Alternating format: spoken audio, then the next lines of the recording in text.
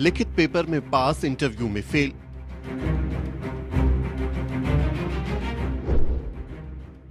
जज बनते बनते रह गए बहुजन बेटी बेटियां।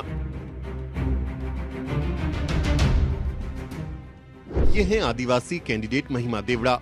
महिमा को अगर इंटरव्यू में सिर्फ 1.5 नंबर और मिल जाता तो ये मध्य प्रदेश में सिविल जज बन जाती। और ये हैं राहुल अहिरवार। अगर इन्हें इंटरव्यू में सिर्फ आधा नंबर और मिल जाता तो ये भी मध्य प्रदेश में सिविल जज बन जाते। महिमा और राहुल जैसे सैकड़ों SC/ST कैंडिडेट्स जज बनने के अपने सपने के साथ ही रह गए। मध्य प्रदेश में MP सिविल जज junior division entry level exam 2021 का रिजल्ट घोषित हो गया, लेकिन रिजल्ट घोषित होने के बाद से ही इंटरव्यू लेने वाले बोर्ड पर जातिवाद के गंभीर आरोप लग रहे हैं। आरोप है कि इंटरव्यू लेने वालों ने जानबूझकर दलित, आदिवासी और OBC बैकग्राउंड से आने वाले कैंडिडेट्स को कम नंबर दिए ताकि वो सेलेक्ट ना हो सके। इस बारे में OBC महासभा के राष्ट्रीय प्रवक्ता डॉक्टर आनंद राय ने फेसबुक पर जानकारी साझा की। उन्होंने आरोप लगाया कि MP सिविल जज junior division entry level exam में बहुजनों की हकमारी हुई है। डॉक्टर आनंद राय ने महिमा देवड़ा की तस्वीर और रिजल्ट साझा करते हुए लिखा, ये बहन बाजना जिला रतलाम की हैं। पिछले 7-8 साल से तैयारी कर रही हैं। आदिवासी वर्ग से सिविल जज एस्पिरेंट महिमा हैं। थ्योरी में 180 मार्क्स चाहिए थे, इनके 192 हैं। इंटरव्यू में भी 20 नंबर चाहिए थे, इन्हें सिर्फ 18.5 नंबर ही मिले। चयन से वंचित रह गई। कुल 114 पद स्वीकृत किए गए थे, लेकिन सिर्फ 5 लोगों ने क्वालिफाई किया। 109 पद खाली रह गए।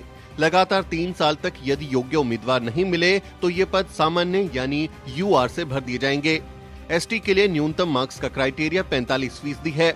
इस हिसाब से 450 में से 210 मार्क्स में चयन हो जाना चाहिए था, लेकिन इंटरव्यू में अलग से 50 में से 20 लाना अनिवार्य था, इसलिए महिमा चयन से वंचित रह गई। रास्ता ये है कि प्रतिशत परसेंटेज के बजाय परसेंटाइल निकाले जाएं और नए सिरे से मेरिट बनाई जाए। थ्योरी प्लस इंटरव्यू के एग्रीगेट मार्क्स के आधार पर मेरिट बने। अलग से इंटरव्यू में पास होने की अनिवार्यता खत्म हो, इसके लिए राज्य सरकार की ओर से SG और AG हाई कोर्ट में SC/ST छात्रों का पक्ष रखें। यानी डॉक्टर आनंद राय कह रहे हैं कि इंटरव्यू में फर्जीवाड़ा हुआ है। आरक्षित वर्ग के लिए 114 पद थे, लेकिन सिर्फ 5 को ही क्वालिफाई दिखाया गया। जिन लोगों ने इंटरव्यू दिया उन्हें कम नंबर देकर रेस से बाहर कर दिया गया। डॉक्टर राय का कहना है कि इसी तरह से 3 साल तक इन आरक्षित पदों को नॉट फाउंड सूटेबल कहकर खाली छोड़ा जाता रहेगा और फिर इन्हें अनारक्षित कहकर सवर्णों को दे दिया जाएगा। सागर जिले के अत्यंत मध्यम वर्गीय परिवार से ताल्लुक रखने वाला राहुल इंटरव्यू में मात्र आधे नंबर से सिविल जज बनने से चूक गया, जबकि वो LLB और LLM है, यानी उसके पास न्यूनतम शैक्षणिक योग्यता है, लेकिन उसके बावजूद उसे पूरे नंबर इंटरव्यू में नहीं दिए गए। भारत में अक्सर सरनेम देखकर जाति का पता लगा लिया जाता है। इंटरव्यू लेने वाले शख्स के पास तो वैसे भी पहले से ही लिस्ट होती है जिसमें कैंडिडेट की जाति का भी जिक्र होता है। अक्सर ये आरोप लगते रहे हैं कि इंटरव्यू लेने वाला पैनल सवर्णों से भरा होता है और वो जानबूझकर दलित, आदिवासी और OBC बैकग्राउंड के कैंडिडेट को कम नंबर देकर रेस से बाहर कर देता है। सुखदेव थोराट की एक रिसर्च रिपोर्ट कहती है कि अगर इंटरव्यू में कैंडिडेट के नाम की जगह सिर्फ उसका रोल नंबर दिया जाए तो SC/ST OBC को ज्यादा नंबर मिल सकते हैं, क्योंकि पैनल को उनकी जाति के बारे में नहीं पता होगा। भारत एक जाति प्रधान देश है और आपकी जाति से यहाँ बहुत कुछ तय होता है।